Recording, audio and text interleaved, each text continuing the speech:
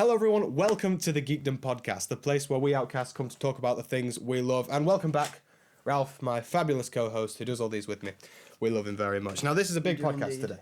It's a big podcast. Very big. So July has been a crazy month, right? There's been a lot of movies. We've had Superman, Fantastic Four, Jurassic World Rebirth, which I didn't bother going to see. Me neither. And we've had a lot of crazy news on top of that as well. We've had Comic-Con. We've had all sorts going on. So I think we should stand on no airs. We should just go straight into it. The big thing that's been on my mind this whole month, and probably will be on my mind for the next several years, is James Gunn's Superman. Birth of the DCU. Now, what I want to do is score out of 10, positives, negatives, overall thoughts. Right? So, Ralph, my partner in crime, the dynamic duo, the Robin to my Batman, out of 10, 3, 2, 1. 9. 9 out of 10. 9 out of 10. That is the correct response. That's my gut response. What a film. What a film. It was amazing. It was... So are you agreeing with the 9? 100%. 9 out of 10. I don't think it makes the 10 because we do have films like Spider-Verse out there, which, in my opinion, are a different level to anything else. But I do think it was absolutely fantastic. So, as I said, positives, negatives. Give us a negative. Right? Let's get all the negatives out of the way. See, I know you've seen it about 50 times. I've seen it 3 times in theatres, yeah. I've seen it twice. Yeah. The biggest negative was the fucking dickheads in the second time I went to watch it. Bad cinema people. Who were deciding that they wanted to be louder than the film. Oh, there's nothing worse. There's nothing worse. It's it ruins the cinema for me, that.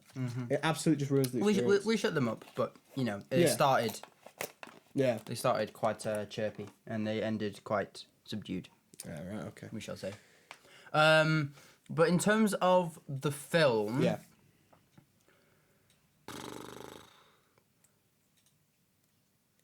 I'm really struggling, I had only one scene that it wasn't bad by any means. Yeah. And visually it was stunning. It just... Maybe just a couple of minutes just too long for me. And that was the... like the... What's it called? Like a proton river? When they're fighting over the baby. When they're fighting over the baby. Sorry, spoiler warning. Oh, God, yes. Spoiler warning for Superman 2025. We'll put it in the beginning. If you haven't seen it already, though... That's your fault. What are you doing, right? So the bit when the proton river with the baby. Yep. Good scene. And when I was watching it, I was like, this is so clearly James Gunn. It's like I'm watching Guardians of the Galaxy. Mm-hmm. It's just a minute too long. Yep. I think. But then obviously you have the whole black hole sequence and stuff, which is really cool anyway. Now, I just want to just take a second. Before you do that, just one thing. It's not really a negative because I think it works. Plot-wise, kind of... Every problem that comes up, the first solution you think of is kind of the one that the plot goes with. I don't think that's necessarily a negative because it works. I just think it's very, you can kind of see, beat for beat, kind of what's going to happen next. I know exactly what you're saying, but there's another film that we're going to talk about on this podcast, which before I don't want to give away, because me and Ralph, what we do is we never talk about the films before we do the podcast. We obviously we both saw Superman, and you could just kind of tell with each other that we loved it. Yeah. But we don't speak about the films we watch. Now, there's another film we're doing later in this podcast, and one of my main issues from that film is that their solutions to the problems are just stupid as hell. So it goes both ways. Yeah. So it's like you can overcomplicate it and it be a bit naff. Or you can go the simple way, which is the safe way, and sometimes it might leave the audience feeling a bit bland, a bit predictable, but it's easier to get that right. And I feel like I'm not saying that they wanted to make this film easy, but in terms of it being the launch of the DCU, it has to be a success in the same way Iron Man was in 2008. Yeah. If they'd have brought the Incredible Hulk out or Thor out as the first MCU film, as much as they're all right films, but they're nothing... They're nothing special, they're not... No, if you're doing an MCU rewatch, you might skip a couple of them. honestly don't think I've ever sat through Incredible Hulk all the way through. I have a couple times. I really don't like that film. I've seen Thor 1 twice, and I think The Incredible Hulk all the way through once, and I can't remember much of either. But I know what you're saying. That's my point. Is you need it to be a bang start. You need to generate the interest so that people will come back for the next one. Yeah. So when you had Man of Steel, that was a bit meh, and then that film is terrible. Yeah. That is one of the worst superhero films. I think it's awful, but there's a lot of love for it, and I don't really understand why. Snyder fans. And then you obviously have Batman v Superman, and then Justice League, and then some of the terrible DCEU films from that era. Mm-hmm. It's like you're not bringing people back, because there were some decent DCEU films. Wonder Woman is a Wonder Woman. The film. first one's really good. I think I've heard good things about Aquaman, but I've not seen it. I watched it. It was like. It was alright. It was fine. It was better than BVS and Man of Steel. Like Shazam was a bit better. Shazam was a bit better. Obviously, James Gunn's The Suicide Squad was a very good film. It's genuinely one of the best films, like one of the best superhero films of all time, in my opinion. Great film, but it's like you're getting and you had the first Suicide Squad, which was tragic. So awful. Before it, so it's like you kind of get you need that open. So as much as I could sit here and say it was quite safe. It works, and you've got people excited about the DCEU and what they're going to do next. You've got people talking about where they're going with Batman, where they're going with this and that. Obviously, massive spoiler. I'm about to talk about literally like the final scene of the film.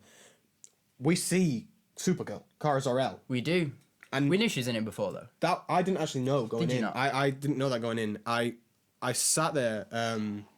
And I saw, as soon as she came on screen, I was instantly like, I cannot wait for the Supergirl movie. Because the suit is amazing. She looks perfect for the role. I like that they're going for like the kind of drunken, crazy, kind of depressed Supergirl that we get in Woman of Tomorrow, which is what it's based on. And as soon as I walked out the cinema, I was like, first of all, I'm going to go see this like 5 more times. And second of all, I was like, I can't wait for the rest of the DCU. I mean, I just want to talk about a couple of positives here about this film. I mean... For me, there's 2 main highlights of the film. Right, so, for example, so as you just said, with the whole plot thing, right? At least it had one, right? I mean, I walked out of Deadpool and Wolverine. Yep. I really enjoyed the film. 0 plot. Yep. Right? So I think it can work. But what I think really set this film apart was 2 main factors. The music and the cast. Now, the cast, I think it might be, in my opinion, I can get slandered for this, definitely in comic book movies, the best cast I have ever seen in a film. In terms of like role for role, but also just like there's not one moment from a cast member in that film, besides maybe the engineer, that I was like, this is kind of icking me out. Like I thought every single one of them was convincing. I thought every single one of them was all around just brilliant. I mean, Rachel Brosnahan's Lois Lane, and oh my god, Nicholas Hoult as Lex Luthor is amazing. I think he was the best part of the whole film. I agree. I will say, coming back to the soundtrack, my favourite sequence of the film is that long take with Lois in the bubble and Mr. Terrific fighting all the raptors when they go to the bottle. You see, that's such a James Gunn like sequence as well. It really reminded me of Come a Little Bit Closer, a Yondu scene in Guardians 2. You're going to hate me for saying this. On my first watch, worst scene in the film for me. Really? No, that's an exaggeration. I was like, this feels out of place. Because the rest of the film is all score. Like, if it was like, Guardians, like, a song doesn't feel out of place at all. And it felt a little bit, instantly I was like, this is James Gunn. But then I watched it the second and third times, and I was like, this might be the best scene in the film. Like, it's my favourite scene of the brilliant. Film. I think Mr. Terrific might be, like, my favourite sort of supporting character of the film. The whole Justice Gang were brilliant. Guy Gardner, Green Lantern, is brilliant. Hilarious. I love him so much. I love him to pieces. I am a big Green Lantern fan. Yeah. And considering the only live action Green Lantern I have access to is Ryan Reynolds. Yeah. I'm dying for some good Green Lantern action. We're getting Lanterns soon. We'll obviously talk about that in the future of the DCU segment. Yep. But yeah, the whole Justice Gang, Hawk Girl, she was great, but she didn't have enough screen time in my opinion. Yeah, I would agree. I also think her character kind of just went with whatever was happening. Yeah. I think honestly they were afraid of overcrowding. That is true, because you are introducing a lot of new characters, because, like, Guy Garner Green Lantern isn't the most popular Green Lantern. No. I didn't know who Mr. Terrific was before the film. Really? No. Well, I'm not a big DC. No, you're not, yeah. I'm not massive into To be fair, DC. it's a kind of crazy pull to put in the first film. Exactly, and especially because there's a lot of characters, and because they're going for this, like, metahumans already exist, they've got the big mural, the history of all of them. Yeah. You've got... You've already got superhero groups in the Justice Gang, the Bat Family coming into it later on. You know, you already it's not an origin story by any stretch of the imagination. So, yeah, I think you want to... You're introducing all these characters and they're great, and that's why I feel like Supergirl only got that sort of basically a cameo in the film, because you need the focus to be on Superman. So these characters like Guy Garner and Mr. Terrific and Hawkgirl have these amazing moments that make the film and bring it all together. But the plot is very much a Superman film. Well, they wanted to obviously make it feel like a comic book. Yeah. Right? You can really see that in the colours and the costumes and all that sort of stuff. Now, the one of the main comic books that the whole thing is based on is called All-Star Superman. And it's just the perfect example of what I wanted to say here. It's in it. Random people just pop up, right? Because that's what happens in comic books. There is just crossovers a lot because there's no like budget problems in comic books. Yeah, you can just have the Flash rock up. Do you know what I mean? Yeah, like so if you did if you were gonna say have whoever pop up, say the next Spider-Man film, you've got obviously John Bernthal's popping up. Say you wanted to bring in Doctor Strange back, whoever, you have to pay an actor to do that. You have to pay, and especially like, you know, you've got appearance fees and licensing and all this and that. You don't have that with comics. You just everyone whoever's writing it just goes to their editor and goes, I think the Flash should be in this panel. Yeah, and this was my biggest problem with a lot of the MCU at the minute, because the world has gotten so diluted. Like, for example, I was watching Falcon and Winter Soldier, and at the end of that show, there's that whole big like terrorist attack at the end and whatever. And I'm thinking to myself, you're telling me in New York, only Captain America has shown up to deal with this problem, because they've made so many heroes now. Yeah, that they should be there, and they all pretty much occupy a similar sort of space. Exactly, or are able to travel to. Yeah, at that point, you've got Daredevil, you've got Spider-Man, you've got all these people who could have rocked up. Yep. And immediately, as soon as the Justice Gang arrived, I was like, yes, finally. That's how it works. That's how it would be. That's how it would work. There is a team of superheroes set in Metropolis that they would come and help. Yeah. I loved that. I thought that was brilliant. And also, speaking of the mural, I'm not going to talk too much about this because I'm doing a Geekdom video where I'm going through all of the people on the mural. But right. I just want to say, there's a lot of crazy faces on there, a lot of deep cuts. Yep. That I think are... Through that, if they're going for comic accuracy, which James Gunn clearly likes to do, there is a lot more heroes still in the world as we know it at this point than I thought there was. I mean, we obviously know that we've got the Bat Family coming up. Dynamic duo animated film. Cast me as Nightwing, please. But I didn't realize just how many heroes he had kind of locked in the brain. Sometimes I forget that filmmakers can be comic book fans. Like, I see a lot of the time in, like, MCU movies. I know I sound like I'm slating the MCU, because I kind of am. But sometimes it just... As a comic book fan, I know that not everyone's crazy into comic books like I am. I like it when someone seems really passionate about the source material. Yeah. That makes me happy. I can't remember... I might be getting this confused. I know, like... Jumping away from superheroes in when Star Wars did The Acolyte, I know there's a big thing about a lot of the writers hadn't even seen the original trilogy. The main creator of the show hadn't watched Star Wars. How can you do that? And I think I might be getting confused, but I'm pretty sure there was a Marvel show where some of the writers or people on it hadn't read a comic book before. Yeah, and it's like you struggle with. Imagine I was writing Lord of the Rings and I never read a Tolkien book. I mean, I think we're getting a God of War show or something, and I watched an interview the other day, and a lot of people are outraged because the guy who's creating it went, I can't play. I don't like video games, so I just don't play it. And I was like, you can't, and he was like, I've watched all the cutscenes, and I was like, there's so much in between that, especially in a God of War like story game, because it's not like if you were adapting the Injustice game, the stories in the cutscenes and the gameplay is just in between the fighting. Yeah, you could get away with it with that. Definitely. But there's so much story that's told through the voice lines between Kratos and his son, and you know whenever he bumps into Loki and during their fight or whatever. Like there's so much. Yeah, you need to be able to see it. So it's stuff like that, and I think James Gunn, he's just got a real knack for it. I was a bit worried because, I mean, don't get me wrong, the Guardians films, my favorite MCU films by far, but there's some inaccuracies. But I think, in my opinion, it's done better than the comics. It's one of the rare things where I prefer the way they adapted it. I think the only trilogy that rivals Guardians is Captain America, and I don't think that even... I love Captain America, but I don't think it's Guardians. I think as a trilogy, Guardians is better, but as an individual film, I think Winter Soldier's top. I'm inclined to agree. I do love Civil War. Civil War is amazing. I think it's more just the thing with Civil War is just because of how like different it is to the comics. Again, if you're looking at comic accuracy. The comic story of Civil War is just peak. So, but I don't think I could if they ever did that properly, that would be like one of the best superhero films I've ever seen. But I just don't see a way that they can do it with that many characters. I mean, we'll get into it when I talk about Fantastic Four, but I don't understand how Doomsday is going to be good. But back to Superman. Yep. Right? I just want to ask you real quick, because it was a big part of it for me. What did you think of the suit? I loved it. I think it's beautiful.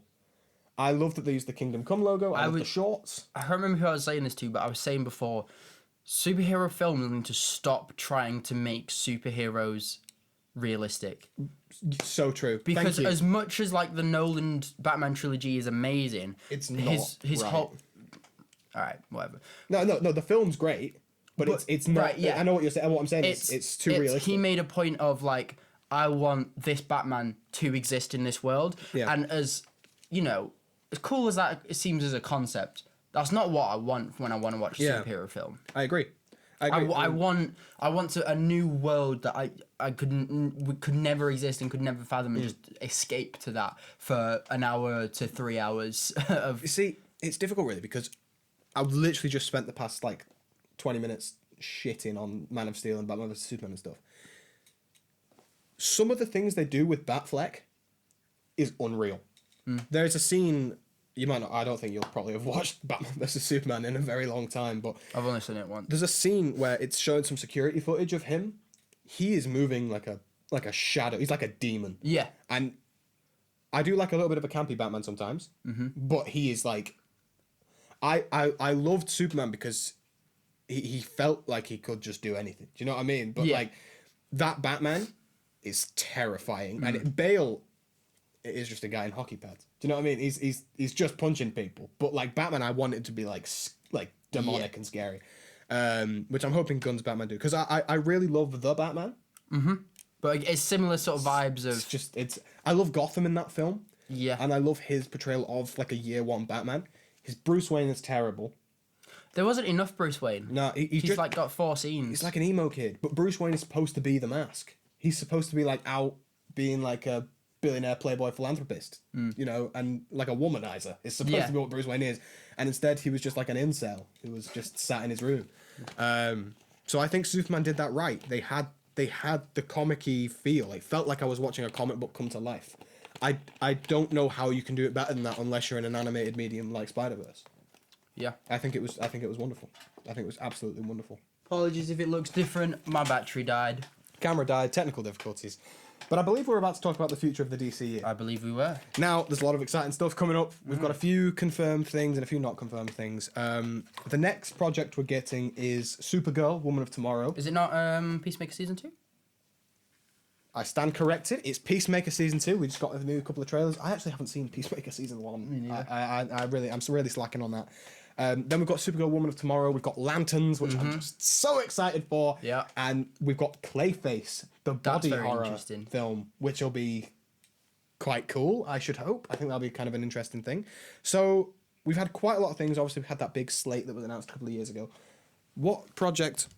He's doing mic things. He's doing mic... Oh. Sorry, you're just not really talking into it. Hello. Okay, that was good. So, which project do you think you're the most excited for? I'm not. I don't know really. I'm not gonna lie. I'm not as big into DC as the other stuff, so I'll probably just kind of wait for stuff to get reviewed and then watch the stuff people say is really good. I've seen a lot of clips from Peacemaker Season 1 that I appreciated, so I probably will go back and watch that. Supergirl looks good. She seems like really well cast with Emily. Millie Alcock. Millie Alcock. Yeah. what else is there? The Clayface one seems quite interesting. Yeah. That does seem very interesting. Something James Gunn has come out and said is that he wants every film to feel like, you know, when you read a comic book and every single one looks different because you've got different writers and different artists, he wants each film to feel different. So Clayface is going to feel tonally completely different to Superman. Like Superman. It's going to be like a proper horror film. And for example, Peacemaker is very much the way that the Suicide Squad was filmed, that sort of thing. Which I really like. I personally am most excited for Lanterns. Yeah. I'm a huge Green Lantern fan. Guy Gardner being in the film was just amazing for me. Sadly, and well, not sadly because it was kind of always going to happen. We've got an older Hal Jordan, which I don't mind, but it's the story about Hal Jordan and Jon Stewart. James Gunn has come out and said it's a Jon Stewart story. Yep. He's like my least favorite Lantern. I mean, it's like everyone's childhood favorite because everyone watched the Justice League cartoon when they were kids. But personally, I want them to do Kyle Rayner. I don't even know if you know. You don't probably know much about Green Lantern. He's my favorite Lantern, and he's never had like an on-screen like appearance. I don't think, as far as I'm aware. I mean, probably some extra in the. They did a Jon Stewart movie, animated film, a couple of years ago, and they basically just told a Kyle Rayner story with Jon Stewart instead, and it was the biggest slap in the face to me that I've just ever experienced. It was horrible. But yeah, I'm really excited for that. Supergirl's going to be amazing. I've got really high hopes for that. I think Millie Alcock's brilliant. I haven't watched all of House of the Dragon, but from what I've seen of her, she's brilliant. Clayface is going to be great. Brave and the Bold. Yeah. There's a lot of talk about Teen Titans castings at the minute, and it seems that everyone can agree that no one on planet Earth is sexy enough to play Nightwing, which I completely agree with. But yeah, I'm really excited. There's so much coming up. I'd say project I'm most excited for, as I say, is Lanterns. It's very, very cool. Now, I know it's not DCU, but I am really looking forward to the Batman Part 2. Oh, it's going to be good. I really hope it's good. If that film opens with two acrobats just falling to their death, movie of the year. Here's the thing. Do you think, first of all, they can, and second of all, they will make Pattinson Batman the DCU Batman? Personal preference, I hope to God that they don't. Nothing against Pattinson. I think he's got the potential to be a really great Batman. I just really want them to keep it separate. Yep. I don't think they will. James Gunn so far has basically said, as of right now, no, but he's not making any promises. There was one, I don't know if it was a rumour or more a theory, that the reason the script was taking so long is because they wanted a version where you could weave him into it. I could probably see that happening. I can also see Matt Reeves just not being happy with the script, but I can also see maybe James Gunn's kind of said, in my head, I think they've probably gone back and forth of should he be, and that's why it keeps getting delayed.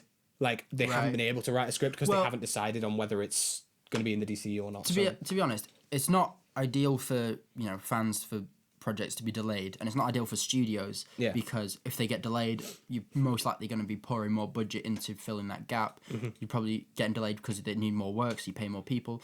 But as a product in the end, I would much rather wait longer for a film to be done right. I agree. And done well, because we're bashing Marvel a lot, but everything that's going on with Doomsday right now, that apparently they haven't even finished the script. Yeah, and they're already shooting. And they're shooting a lot of it. Like, James Gunn has come out and said... That's money going down the drain.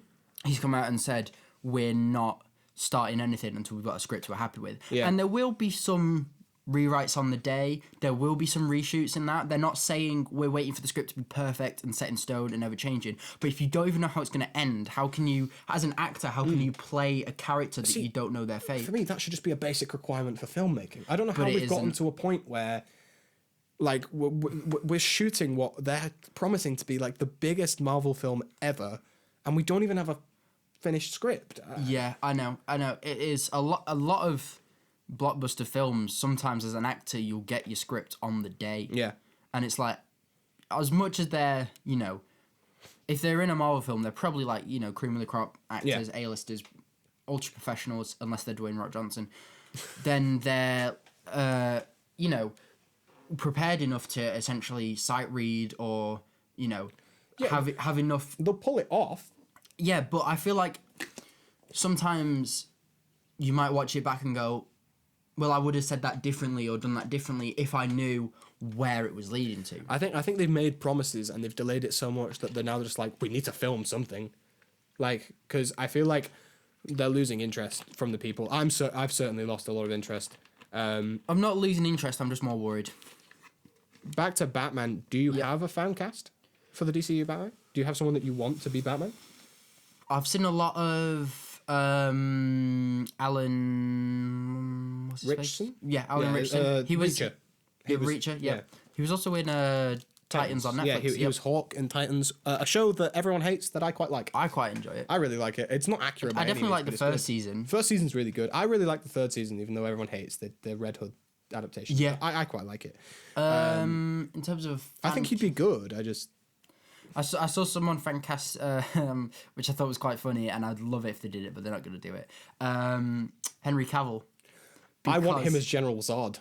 Oh, really? Well, they said because in the comics, Bruce Wayne and Clark Kent look very similar, and he does look quite similar to David Conte, who, by the way, I've fallen in love with this man. He's not even just the appearance, he's just so funny. He's just lovely. He's just adorable on all the interviews I've seen with him. He's a really nerdy guy, and I really appreciate that. All the Star Wars references he's been making in interviews is just hilarious. Well, I saw one. Was it with GQ or someone? Basically talking about the process of becoming Superman, like from the audition to the casting, because he was filming Twisters, and then flew out to do the audition and flew back to carry on filming, and just like the way he just talks about things kind of seems like he just can't be asked to be there, and he makes it like or not can't be asked, but as in just like it's just very like matter of fact and a bit like clumsy or whatever. It's just I just find him quite likable. Superman. Yeah. Like he just is. He looks like him, he acts like Clark Kent. He's like a bumbling sort of nerdy guy. Well, I think he's brilliant. I love him to pieces. Sort of kind of looping back to Superman, I'm glad that's something that is being sort of emphasised, the difference in portrayal of Clark Kent and Superman. I think we could have gotten more of Clark Kent. There's a lot of Superman in the film, but there is rumour of a Jimmy Olsen Daily Planet spin-off series, so I'm assuming we'll get some Clark Kent in there. I honestly think, so I walked out the cinema and I never thought that any actor would even be close in contention to Christopher Reeve as Superman. David Cornsworth's brilliant. I think he's a better Superman than Christopher Reeve, but I think no one will ever touch Christopher Reeve's Clark Kent. Right. It's just unbelievable. But quick final point on the Batman thing. I want Jensen Ackles. I know he's a bit old now because obviously they're worried because they want to make these films for the next 20 years. Yeah. So you can't cast a 40-year-old Batman because he'll be 60. Do you know what I mean? How old is Jensen Ackles? I think he's 45. So it's a bit old, but I think he would be so good. But we can't know until they do any castings, can we? No. He said they're not even up to casting Batman in the DCU yet. I think the next thing that will probably be a big casting is Wonder Woman. I would not be shocked if it's just someone you've not really heard that much. I really want a lot of because I don't really know Corin Sweat. Me neither. I think the only thing that he's been in that's a big massive blockbuster was Twisters, right? Even that was at the time when that come out, it was a bit of a flop at the box office. Yeah. Because it's a lot of it's not based off a book or anything like that. It's not a famous IP. It's not a massive thing because a lot of people, fans and that have been talking about Hollywood. Everything's a remake, a sequel, a reboot. I mean, whatever. Twisters is a sequel. It is a sequel, but also at the same time, it's not it's more unique, and that's why I think Sinners did so well because as a film, it's a really good film.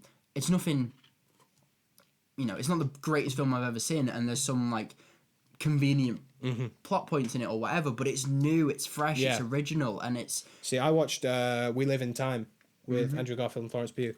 That film blew me away. For once, just seeing a film that feels completely on its own. You watch a lot of films and you're just they could so make a sequel, and they will. And they will. I like watching a film where it's fresh, it's new, and it's just on its own. Something that is fresh and new and on its own, Fantastic Four. Yeah, it is fresh, it is new, it's on its own. It's famous IP. Do you have a score out of 10 for me? I really liked it. Give us a score out of 10. 7? That's a I will accept that. I was a 6 or a 7. I think I'm quite generous, but also the way I look at scoring is like a 5 is as many good things as bad things. Mm-hmm. A 6 is more good than bad. 7 is the bad things don't ruin the film.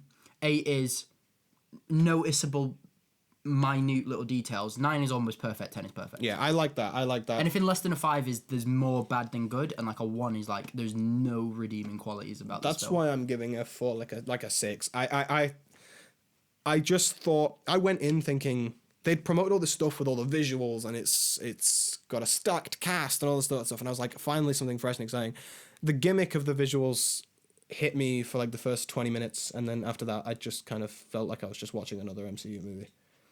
I think my expectations were a lot lower, and that's maybe why it's a bit like it appeals to me a bit more. I thought it was going to be a flop, to be honest. I thought it was going to be. A lot of people thought it was going to be like movie of the year sort of thing, and I had a lot of high expectations because people are hyping it up so much.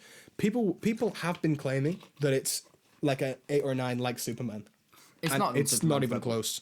I think Fantastic Four was just fine. It was fine. I think it's a really fun film. The first half of that film is brilliant. That first 20 minutes where they do like, first of all, spoiler warning for Fantastic Four. The first 20 minutes when they do the, like, it's like a talk show and he's introducing the four. It's like, that whole sequence is brilliant. I love that whole, I love getting to know the characters a little bit. And then it just slowly trails off for me. I think, and I think I'll probably get a bit of flack for this. I think Pedro Pascal sucks in that movie. I think he sucks. He's by far the worst member of the four. Like, it's not even close. He's the worst performance in that film. It's bad. That's a horrible take. It's not even close. That's a horrible take. It's terrible. That's a horrible take. He's so bad at that role. That's a horrible take. First of all, the whole film, I'm just like, that's just Pedro Pascal. He's not even like... But then also, it felt like... You ever watched a film where someone has to play an autistic character and they just like, it's just terrible? That's what I was getting, the whole vibe in that film.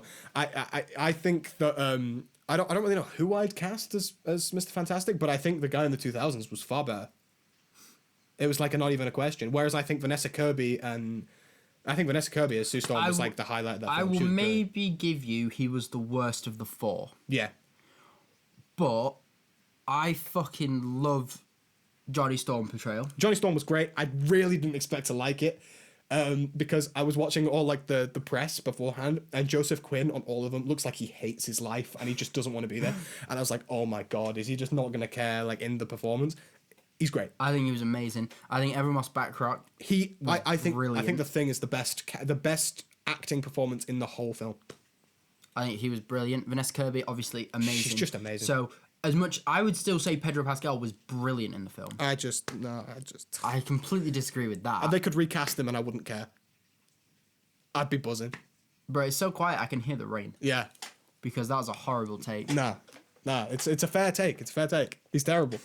He's really bad. No, right, okay. He's Pedro Pascal. He can act. Right, okay. Let's not get it twisted, okay? He knows what he's doing, and it was a fine performance. You just didn't think it was Mr. Fantastic? I just didn't think it was Reed Richards at all. It just looked like like Pedro Pascal pretending he had like autism or something. To clarify, I have autism. I'm allowed to say that, right? It just felt wrong. I thought Joseph Quinn as Johnny Storm. It was like I've seen him ripped from the page. Vanessa Kirby as Sue Storm. I loved her. She's brilliant. The Thing was fantastic, and then Pedro was just there. Nah. You know, like. Nah, you're wrong. Do you know, like some people, right? I feel this about Timothée Chalamet. Mm-hmm. Used to see him for his characters. Mm-hmm. Now, whenever I see a film with him in, I'm just like, that's just Timothée Chalamet. Like, I saw Dune 1, and I was like, whoa, that's Paul Atreides. Then I watched Wonka, and I was like, that's Timothée Chalamet, and I can never get past that. Do you not think that's just because, like, him and Pedro are in everything? I'm so sick of it as well, by the way. I'm so sick of the same 6 actors being put in every film. People are saying Timothée Chalamet should be Nightwing. No! Yeah, I do. I agree with that. I do think there needs to be a bit more variety in big blockbuster productions.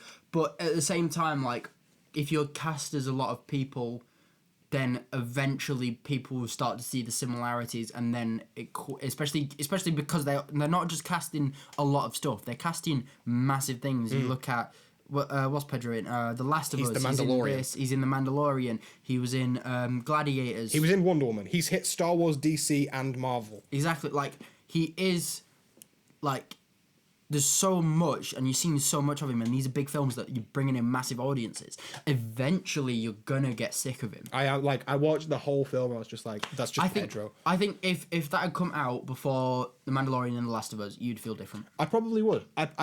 I'll hold my hands up. I probably would. I just felt like... I feel like I'm going to glaze Superman again here, right? Because it was just so much better. It was much better. But the whole film, I wasn't crazily familiar with any of the cast apart from Nicholas Hoult.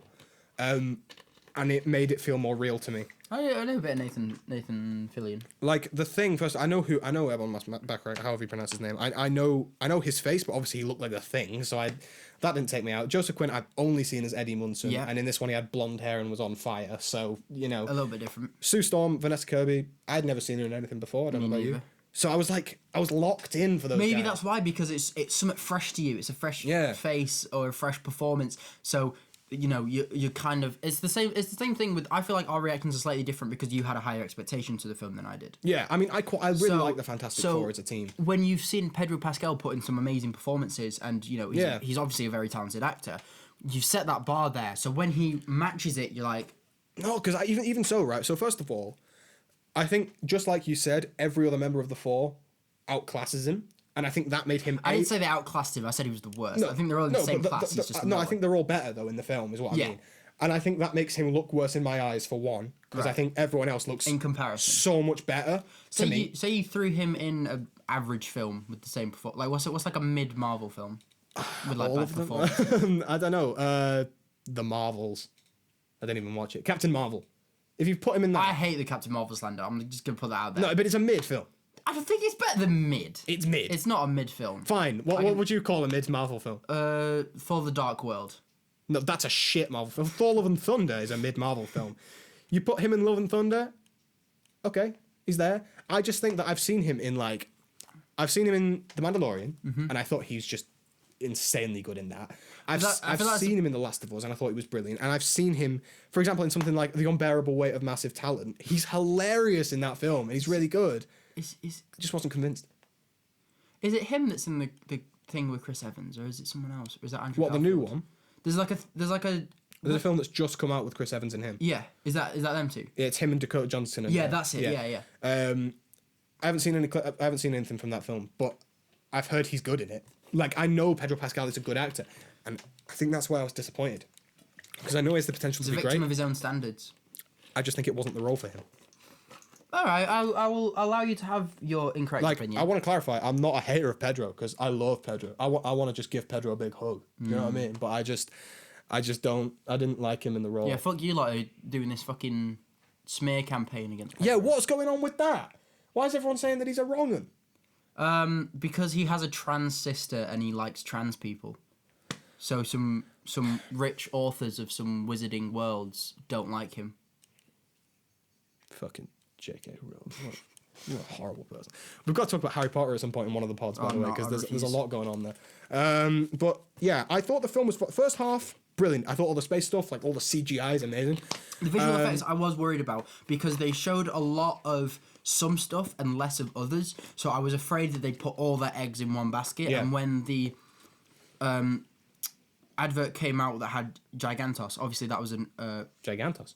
Is it Gigantos? He's the green guy. Oh yeah, I thought you were like getting Galactus' name right. No. Yeah. Well, it was like a pizza advert, right? Yeah. So obviously they sent like an early render, so the CGI is not that great, and it's a small part of the. It's like you literally see it like shots, a frame, like like in the actual film. So a lot of people were worried about that, and there's not a lot of showing Reed's powers and. Well, the thing is, like, people overhype Reed's powers a little bit, because in the he doesn't use them that much. His whole thing is that he's just dead smart.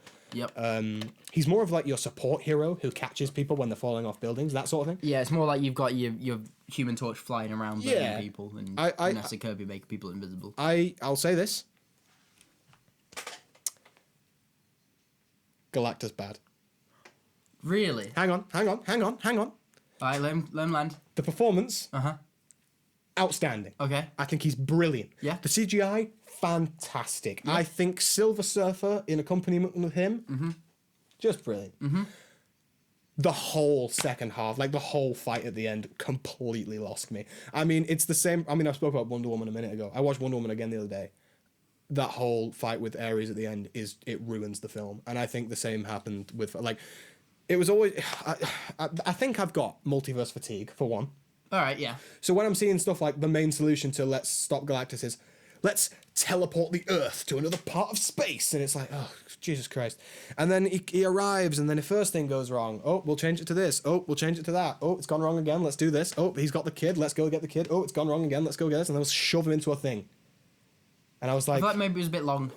I just dragged. The biggest issue I had coming out of it was I wish it was bigger.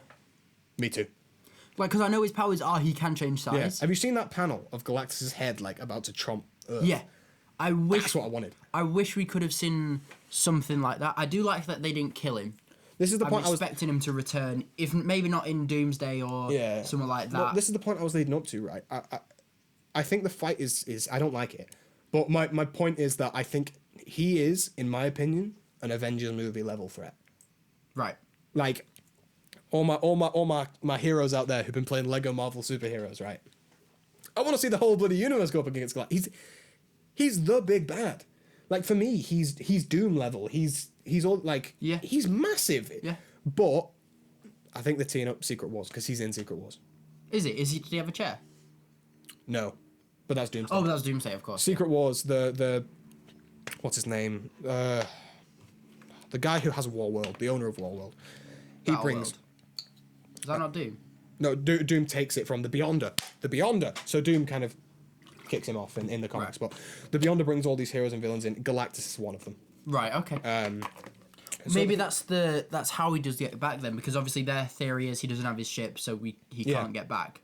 So in fact, the best way to articulate my feelings on this film are, I think the performances, I've been harsh, right? I think the fight, I've been harsh, because the whole film felt like we need a way for people to know who the Fantastic Four are before we shove them in Doomsday.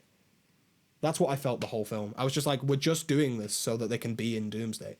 I would have much rather we have Doomsday way later and give us a couple of Fantastic Four films. Give us Galactus at the last Fantastic Four film before Doomsday, for me. The thing is, if you do that, I kind of agree, but if you do that, you have to introduce... Because I don't think RDJ Doctor Doom is the 828 Doctor Doom.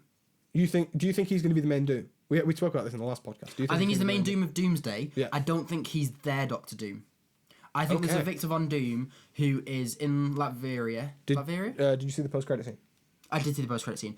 So I think he's jumped from whatever universe he's from. So you think that he's Downey? Yes. Right, and you think there's another I think they confirmed Doom. it was Downey. I don't know if they did. I know it was shot by the Russos. Oh, just like Thunderbolts? That scene was shot by the Russos. And I'm fairly certain they've come out and said that is Robert Downey Jr., Victor Von Doom. Oh, right, okay. I'd rather they showed it so that you could... Because you would have had that moment in the cinema of, oh, it's Robert Downey Jr. There's a few weird things going on with Doom. They've confirmed that he's not going to have, like, the scarred face. So I'm like, why is he wearing a mask? And also, just, like... I don't know. I've just... A few points here. So, for one, Thunderbolts trailer... Thunderbolts post-credit got me excited because I was like, oh my god, Galactus is going to win. Like, we're going to... Like, when I walked out of Infinity War... I don't think they would have put that in if they knew that Galactus was When I walked out of Infinity War and Thanos had won, I was buzzing. You were 13. No, but I was like... the villain fight... Like, I've watched a film where a villain's won. Yeah. I was desperate for Galactus to just straight up scram their planet. Yeah. But they didn't. And also, like... Right, I'm going to put Superman and Fantastic Four side by side for you, because these are the competing films. Yep. Both of them aren't origin stories. They're set a couple of years after they've been cooking for a while. With the caveat of there hasn't been... They're not sequels. There hasn't been an origin story. There's not been an origin story. We're just expected to know, and the film does fairly well to expose that. I think if we take it beat by beat, the Fantastic Four are introduced in that whole sequence of, like, this is how they arrive, this is all this stuff. Superman does it in a couple of lines. Superman does it way better. The thing is with Fantastic Four, though, I feel like Superman's been done a lot. People do know the story. People are a lot more familiar with it. Also, what I will say is apparently there was some fairly bad test audience responses. So they went through a lot of like 11th hour changes. Hey, Superman or Fantastic Four? Fantastic Four. I'm not surprised. The movie sucks. It doesn't suck. Fantastic Four. No, you're wrong. It's a 6. It's a 6. It's mid. It's mid. I disagree. I think it's the best Fantastic Four film. I completely disagree. I think it's the second best, maybe. The original one is better. I disagree. I don't think we've ever had what I'd call a good Fantastic Four film. Yeah, that's true. I think they've all been. No, that's not true. This fine. one's good. I think they've all been fine. I'd maybe watch Fantastic Four if it was on. Like if someone turned the telly on and Fantastic Four was on, the new one, I'd like, yeah, okay, I'll watch it, and I'll probably rewatch it before Doomsday, but that'll probably be it. Nah, I really enjoyed it. What did you make of? Here's actually my biggest issue with it.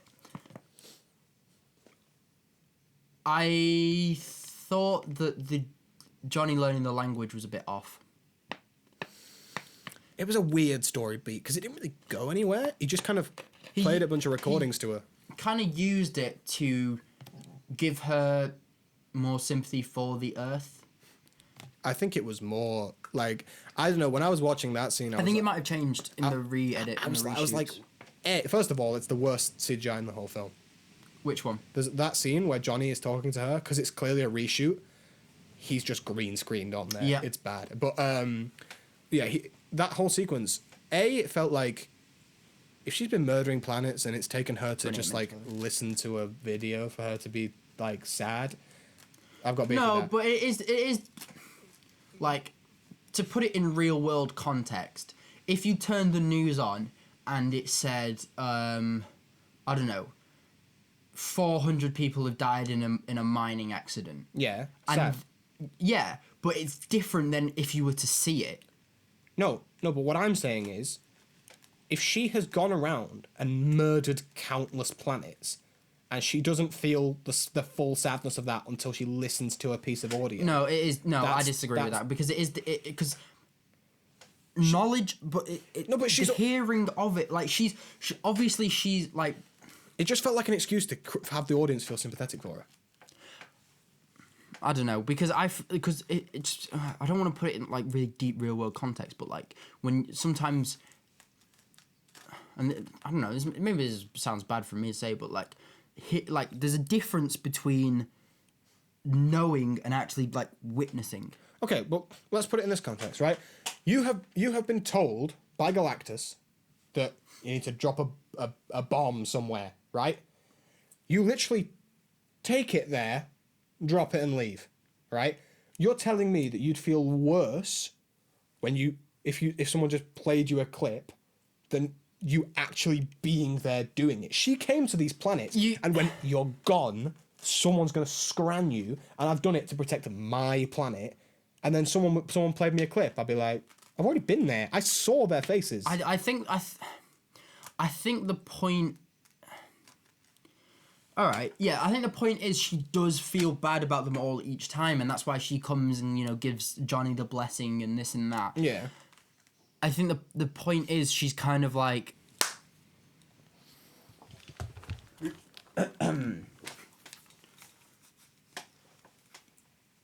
yeah, I do get what you're saying, but I think... I don't know, maybe you... He's fumbled. He's fumbled. I agree. I think the film should have done a better way of establishing why, because as much as I can give reasons, that's me finding like headcanon, finding a solution. Yeah. The film has a responsibility to make you understand the character motivations. So I will give you that point. That's what I like to see. That's a victory. I'll take that. It's a victory over Fantastic Four. I'm going to be its number one hater for the rest of this podcast. But there is a bright future for Marvel. We've had Spider-Man things. Is that a bright future for Marvel? That's a bright future. It's but it's not level. Really Marvel. It's street level. Yeah, it's a street level Spider-Man film. He's got the classic blue and reds. That is true. Ralph, did you see the web shooters? I really like the bulky, exposed web shooters. Now here's my thing. Here's the thing about the web shooters. Love them. Mm-hmm. Love the design. Mm-hmm. I think they look a bit strange. Like just a rectangle there. I love the Homecoming web shooters. Like how they like wrap around his hand. Yeah, they're really cool. If they literally just had like a little silver bracer thing. Like that might be something that honestly, gets enhanced. I was going to say, I think, I mean, I've seen pictures of them with the mask on and stuff on set. It's all going to be CG'd. Yeah. So I think there will be changes to the suit that we don't know yet. Do you think the eyes move? Here's a better question. Do you want the eyes to move? From a Spider-Man point of view, I don't know, because his original homemade suit eyes moved. They did move, and I think he has. So potential. it's not a Tony Stark coming up with. Exactly. And yeah. Peter Parker is a photographer, and they're meant to imitate a camera lens yeah. shutter. So I wouldn't mind if they did. I wouldn't mind if they didn't. I think it's a good way to. What's your preference? Like, I know you've watched all the Spider-Man. You prefer my preference is with, because otherwise he has to take his mask off to show certain to emote differently. See, so my preference is with. Up until about a week ago, I was dead set on I want him to have static lenses. Mm-hmm. First of all, because I think you look at TASM 2 with the big static lenses, and the amount of emotion that he portrays, even with the mask on, is That's crazy. true. But I was watching it, and I watched a couple of things to do with Tom Holland's Spider-Man, and I was like, he would know. He would know how to build them. Yeah. He knows what he's doing. I think it adds to his character. It adds to the emotion of it. I think it works. I think people have really over-egged Tony Stark's influence on this Peter Parker, because let's be. Oh, come on! No. Let me land. Have a safe flight. The foundations of Spider-Man. Yeah. Peter Parker came up with. The eyes he came up with, the web fluid, the web shooters he come up with. Mm-hmm. It's just he just didn't have those resources to make the suits. Now the Iron Spider is completely different. I wasn't going to go with Iron Spider. I want to talk about something real quick that this isn't my point. I saw this on the Escape Pod. They're amazing, by the way. Escape Pod podcast. If you ever see us, I love you. They made a great point that was so first film, obviously to get the rights for Spider-Man they had to include an Avenger. Yep. So it really focuses on Iron Man. But I don't mind that. I think Homecoming is an exceptional film. I love that film so much. Then Far From Home was a travesty. Iron Man was dead, and they still made the whole film about Iron Man, the Edith glasses and stuff. Right, just to clarify before you make your comments, because I know you will, some of that film is good. Jake Gyllenhaal's Mysterio is brilliant. All the Iron Man stuff of that film. Every time Iron Man is even remotely integral to that film, the Edith glasses, I hate it. It's the reason that film goes down for me. No Way Home, they tried to pull away from it, but it was still about a lot of the tech, You know that they've gone down, this is the point that they made, you know that they've gone down the wrong route when at the end of the third film in a trilogy, they reset everything. They made every single person in the world forget the events of the first two movies. And now we're starting again at where we should have started years ago. I want him broke, I want him depressed, and if that means he can't afford moving lenses, I'm great with that. But I just want him to have big eyes. Okay. I disagree with you, but I agree. What do you disagree with that? All the No Way Home, or the Far From Home slander? How can you not set a Spider-Man film? How can you set it in London, man? Because he's on a school trip. Waffle. Absolutely waffle. He's a school student. I don't care about a fucking high school romance plotline that's set on a school trip. And also, they literally make the point in the film and then completely disregard it. If Spider-Man just fucking rocks up in another country exactly when Peter Parker is there, red flag. They do a whole sequence about why it doesn't work, and then they shove him in London in the red suit. You say that, but first of all, Peter Parker's not in London. They made a whole point of he's calling up the school and saying he's staying with family in Berlin. It's weak, I get it, but... Come on! Night Monkey arrives on their school trip when they're in... Where was it? Were they in... The point is, the whole plan is to minimise... The only reason that Night Monkey gets seen and is that Spider-Man is because the plan went wrong. Them two were not supposed to be there. They were meant to be staying in there. The reason they made a plan, Mysterio's the focal point of the attack. Spider-Man's the supporting cast in that attack. He's wearing all black to... Fuck off! You know I'm right! You're not right! I'm so right! It's so washed! It's such a washed film. I'm so right. Tom's great. Jake Gyllenhaal's great. Who cares? Me! You do! they're in bloody, like, they're in another country. It's a Spider-Man film. How the whole point of the first one is I want to be a friendly neighborhood Spider-Man, and then they chuck him in London. No. The second film should have come out before Infinity War because he ends the first film going, I want to be street level, and then boom, you're an Avenger, welcome to space, fight Thanos. You can't then go from fighting Thanos to, hey, they robbed a bodega. Every Spider-Man appearance before No Way Home relies entirely on the rest of the MCU. But that's because it's just give him a story to himself. I mean, like... That's what they're doing. No, Far From Home, Iron Man's literally died, and they make the whole film about him. Yeah. No. They don't make the whole film about... It's his whole motivation. Film. Everyone's like, you're going to be the next Iron Man. No. That's whole motivation. One line. It's his whole motivation. That's not his... No. His motivation is struggling to live up to being an Avenger. No, it's living up to Iron Man. No, they the legacy that Iron Man passes on to him. That's the whole... The Edith glasses are basically him going, here's Friday / Jarvis / Edith. You're Iron Man now. No. He doesn't say he says the next Tony Stark. That's different. Tony Stark is very different. The point is, you're the...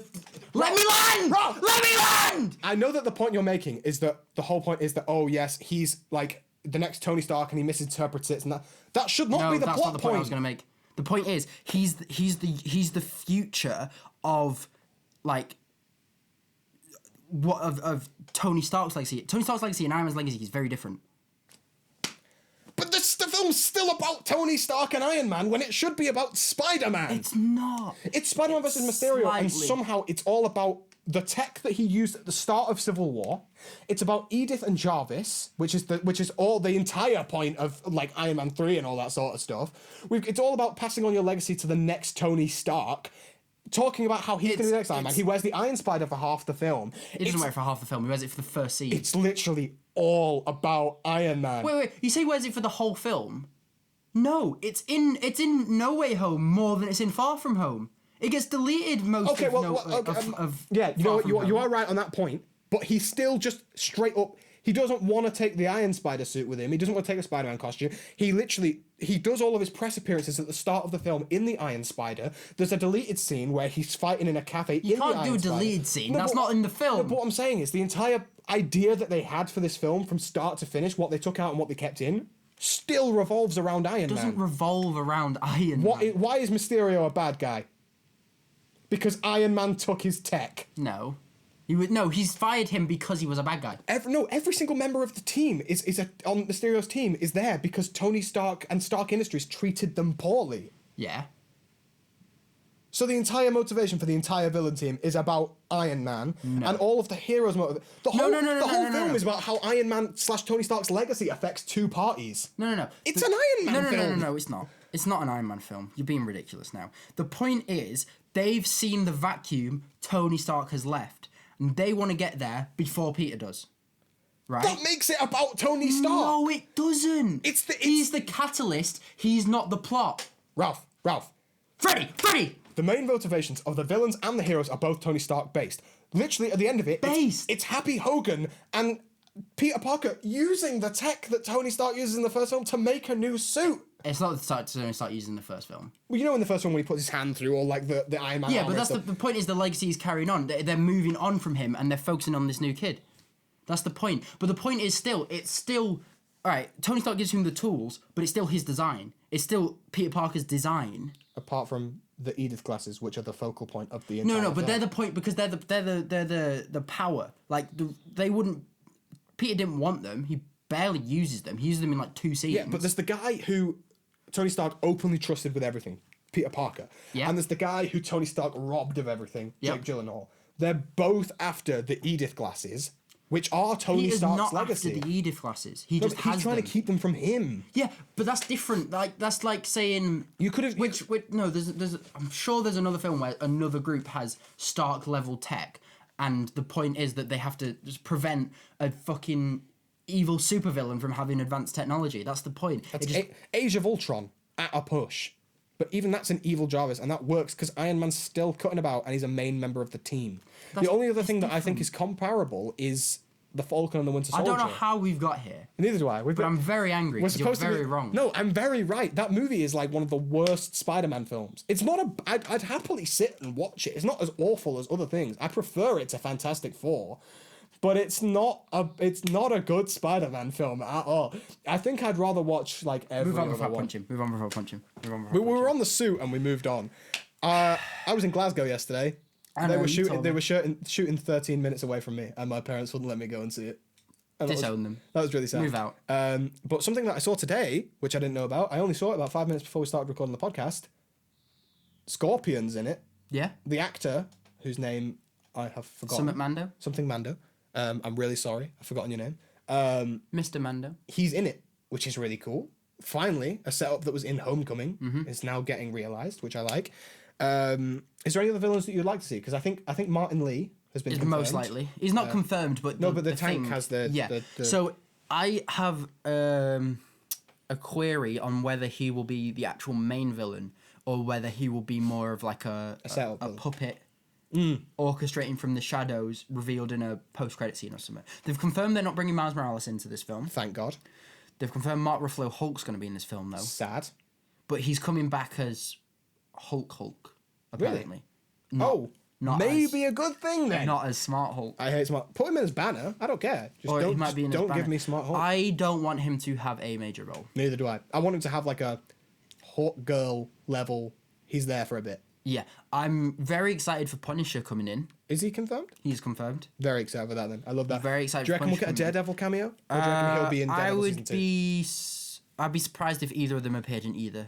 Really? I don't think Spider-Man's in Daredevil season 2, and I don't think everyone thinks that he's going to be. I think they'll struggle. They put the music in. That was fake. I don't know if it was. I'm pretty sure it was fake. Either way, like I would really like to see that team up. I would love to, and if they, I just don't think Sony gets it done. Sony's not parting ways with pretty much their most prized, famous IP for not even a film. It's not even an Avengers level film. That's fair. I would love to see it happen. I don't think it will. I don't think they're giving them Punisher, Hulk, and Daredevil. See, I don't think with back to the Martin Lee thing. So obviously, because May's dead and she was like a big advocate for Feast and all that sort of stuff. That can really trip with Peter now that no one remembers him. Obviously, his biggest link to Aunt May is Feast, and if that's taken over by a bad guy sort of thing. But I think then they're in danger of just doing the plot of Spider-Man PS4, and I think they don't want to do that. So we might not get much Martin Lee. I think it's because obviously it's meant to be a lot more street level. Yeah. I think the most likely option is Martin Lee kind of orchestrating a gang war between the demons and whoever Scorpion is going to be working for. Well, I was thinking it could be to do with Kingpin. Obviously, right now the Vigilante Task Force is in effect. Again, do you think they're giving? I don't know if we'll put Daredevil in it or anything, but if Punisher's in it, do you think they're giving Fisk? I don't know if we'll see Fisk, but I think we'll see Fisk's effect on New York. I agree. Yeah, that could very much be a thing. Right now, we've got the whole Vigilante Task Force. It exists. Spider-Man's a vigilante. Like, I wouldn't be surprised if we see a lot of that stuff, and that's how it links to Punisher. Yeah. Here's the thing. This is going to be the first John Bernthal, PG-13, 12 rated Punisher. Are we sure it's PG-13, 12 rated? Has it been confirmed? Well, it's a Spider-Man film. It's a Spider-Man film. It's going to be. Like, how do you think that... And how does the relationship between Peter Parker and Punisher play into... Once again, I hope he doesn't have, like, a crazy major role. I have a feeling he will. Which saddens me, because I don't want another film where Spider-Man relies on another superhero. I don't think he relies on... I think if there would be, it would be Daredevil, because they have, like, a actual rapport in the comics. I don't see a world where... Because Punisher is so against every ideal that Peter Parker has. And I think at this point, he's sad. And same with Peter Parker. Yeah, he's sad and depressed. I think Peter wants to work alone in these films. I have a feeling they're just going to both refuse to drop whatever I think Banner's going to know who he is, though. Because there's a lot of theories about Hulk forgets, but when he turns into Banner, he'll remember. I think it's more likely to be the other way around if they're bringing Hulk back. Oh, you think Hulk will remember because he's not around anymore because Banner and Smart Hulk... I like that take. That's not a bad take. I could see that. Like, he just refers to him as, like, puny Peter. But does he know Peter Parker? They've never shared the screen, have they?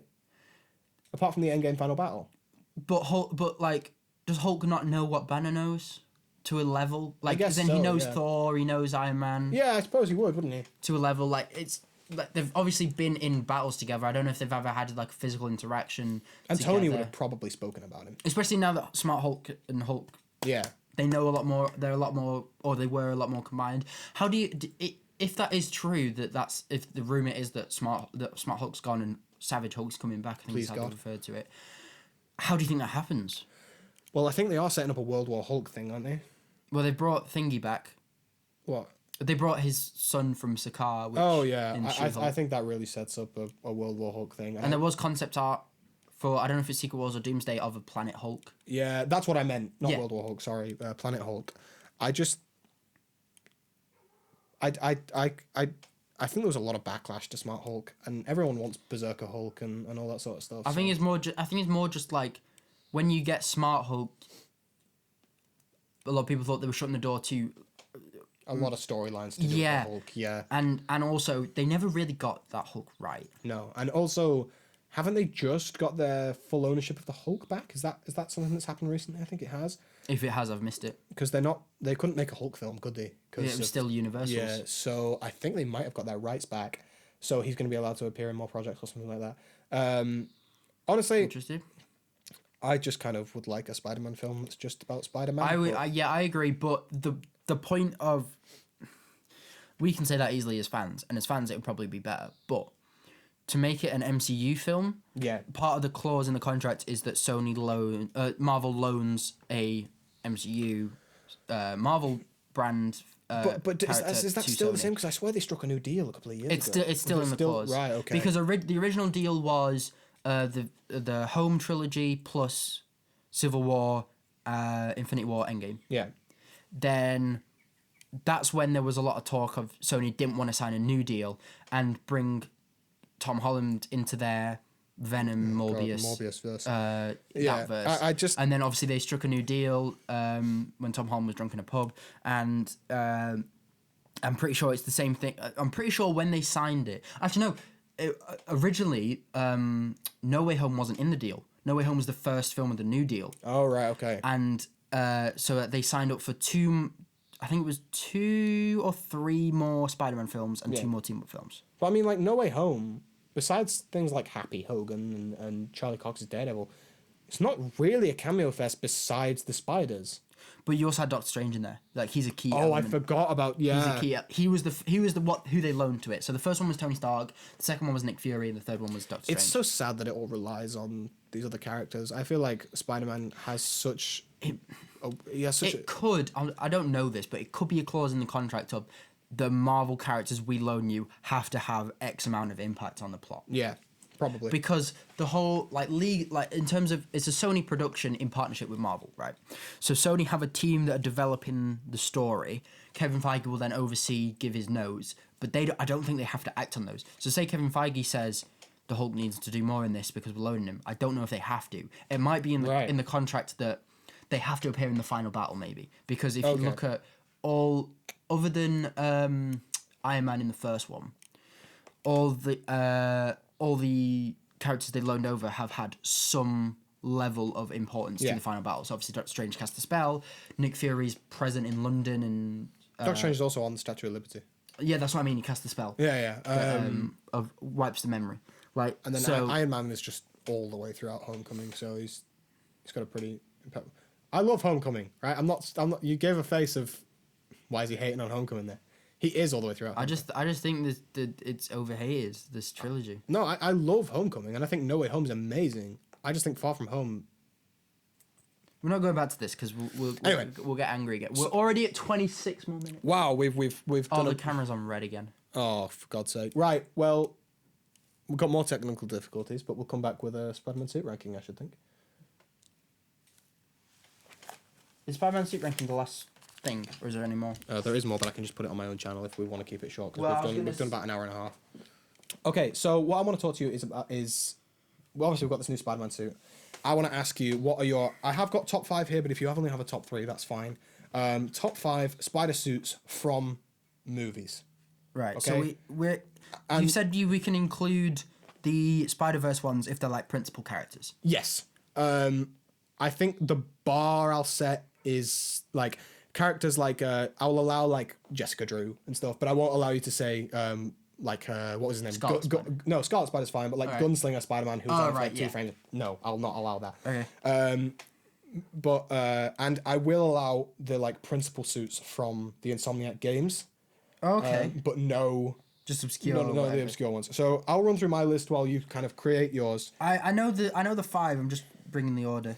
So I have got an honourable mention just because I thought it was a bit of a cheap shot. It would be my number 1, but it's the original opening suit of the Insomniac games. You know, it's just the classic suit because for me it's the premium classic suit you could get. Yeah. But because it's not like the main suit in those games, I only have it down as an honourable mention. In the 5th spot, I have Into the Spider-Verse Miles Morales. So is that the first? No, that's the 5th. My number 1 is higher up. No, sorry. The first Spider-Verse film. First Spider-Verse film, the graffiti suit. Yep. That is my 5th favourite Spider-Man suit. I think that's just awesome.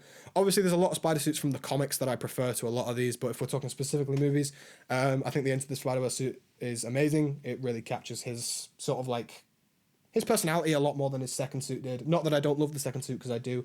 Do you want to do a sort of back and forth thing, or do you want me to just rattle through mine? Just rattle through yours. Okay, next up I have the Spider-Man 3 black suit. I love the original trilogy suits, but the black suit did it the best, I think, out of all of those. Would you agree?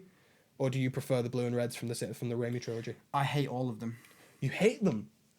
They just look too clunky to me. That's an awful take. The black suit is just gorgeous.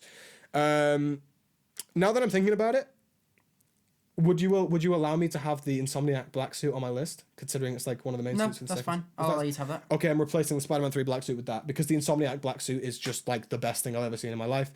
At number 3, I have Ben Reilly from Across the Spider-Verse, because I love the Scarlet Spider suit. If I was allowed comic books, that would be my number 1, but because of like the certain direction they took with some of the things on the suit, it wasn't as good as the others. In my number 2 spot, I have the TASM 2 suit, because it is just amazing. The only complaints I have about it are the logos are just a bit long for me. Specifically the front. I quite like the back logo, but the front logo is a little bit long. I love the huge lenses. I'm a big lens guy. I like the original Ultimate Spider-Man run comics. They're just amazing with the Mark Bagley eyes. And finally, in the first spot, I have the new suit. The new suit is the best suit. The only thing that I could ever think of to improve the suit, besides what we said about web shooting and stuff. Yeah, that's minor. That's minor, and I'm sure they'll look great in the film. Yep. Is I would like a fat back logo. But we've got a whole new trilogy. I'm sure he'll have a couple of suits. Onto my list. I also have an honourable mention, and that's Hobie Brown. Really? I think I like it more because of the animation style. So I think that gives it extra points for me. So that's why it's only an honourable mention, but I really appreciate it. I must say I agree with that. Like, there are action figures and stuff that have been made of like Hobie Brown of just like static without all the animation stuff around him. It looks better. The animated style adds to it, yeah. For number 5, I've gone for TASM 2. It's lower than I'd expect, but it is a great suit. It's a great suit. I think it's a little bit too loose for me. Like in that opening, do you not like a baggy suit? No, in the opening when he jumps down and it's like rippling, I don't really like that. I love a baggy suit. It makes me feel like he's again. made it. It makes it look too real to me. I'd rather it be a little bit. Really? Because like we were saying about superhero suits, like they're not superhero films. Rather, they're not meant to be realistic and in this world. It makes it seem a bit too real. I don't mind that. You might not like this one, but it's right. Number 4, I've gone for the Stark suit. Blue suit. The one he gets in Homecoming. Civil War. Yeah, the blue and red. Yeah. Amazing costume. Great take. Suit. Amazing suit. My only complaint about it is just there's one too many lines on the legs. Okay. That's about it. I love that suit. I love the emblems. I love the eyes. I think that's typically my go-to suit in the Insomniac games. And plus the web shooters are glorious. Peak. Oh, no, I want to change my list. There's a suit that's better. Can I just quickly interject? Go on then, interject. I'm going to put it... Oh, I can't believe I'm going to say this. I'm going to put it above Into the Spider-Verse Miles. Mm-hmm. The Homecoming homemade suit. It is a really nice suit. I love that suit. It's so good. Sorry to cut into you there. No worries. I agree with the Homecoming suit. Number 2, I'm going for Gwen Stacy Spider-Verse 2 suit. Okay, I really what, with the chucks? Yep. Oh, I love that. I didn't even think about Gwen. Her suit is amazing though. I love the colour scheme. I love the hood. I'm biased because Gwen Stacy is probably my favourite Spider person. I think that's the same with me having Ben Reilly so high. Yeah, I do love that from you though. I know you're a big Spider-Gwen fan. Number 2, I have the graffiti Miles Morales suit. What, the Into the Spider-Verse? Yeah, love that from you. Great costume. I love that suit. It's my probably one I main most in Spider-Man 2, the game. Yeah, it's a great film, great suit. And then, same as you, I've gone for Brand New Day. I don't know if this is a bit of recency bias. No, but like literally, it is like that final clip of No Way Home when he's running and swinging and stuff. Yeah. Even then, that solidified. That's my favorite suit I've ever seen. And then I main that suit in Insomniac. I just think it's glorious. I think it's just beautiful. And now that we've got this new reveal, it just looks amazing. It does look amazing. And we've seen it a lot more. Obviously, I'm assuming. Thing is with. I've never seen this many. Just go on a tangent quickly before my battery dies. I've never seen this many like. Just people filming a set for a Marvel film. Yeah, I feel like they're trying to promote the suit. I think. I feel like they've this obviously. I don't think this scene is crucial to the film. I feel like it might be the intro scene or maybe like a first act action piece. I feel like it's there for paparazzi press and just streetwalkers to see, to go, oh my god, fucking Spider-Man's over there, Martin Lee, Spider-Man, this and that. Because again, if Martin Lee wasn't a huge reveal at the end of the film, like I might have suggested earlier, I think they put that logo in CGI afterwards. They don't put that on the street for anyone to see, to snap a picture of. Some little neaky nerd like us zooms in on it and goes, that's Martin Lee. I think he will. I think you're right. I think it's opening scene. Or the like inciting incident, first act plot point that gets you into the main plot of the thing. I 100% agree. I had a great time talking to you today, Ralph. That was fantastic. I'm so glad we got to talk about Fantastic Four because, you know, and I'm so glad we got to talk about Superman and Spider-Man. It's been a great time. Thank you everyone for watching. If you're watching on YouTube, like and subscribe. It would really help. We're nearly at 1,000. And if you're watching on Spotify, well, good for you. We love that from you. The 4 of you. Thank you very much for watching. We'll see you next time. Arrivederci. I'm in the link in the description.